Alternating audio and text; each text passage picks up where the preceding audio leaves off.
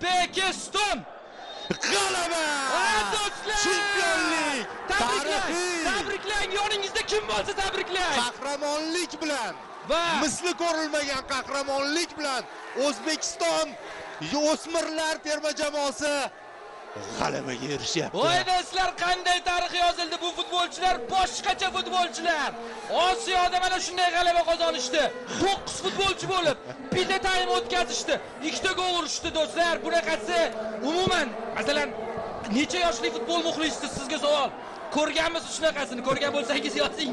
O'zbekiston o'smirlar yoshlar terma jamoasi bilan bu yuz beryapti. Va biz buni jonli efirda hayajon bilan, mana rostdan ham butun turnirdagi hayajonimizni bugun chiqarib tashlab, lekin bu qanaqa hayajonlar edi? Albatta boshida qayg'uga tushdik, lekin ikkinchi taymda qanchalik burilib o'zgarib ketdi. 2 ta gol urdik.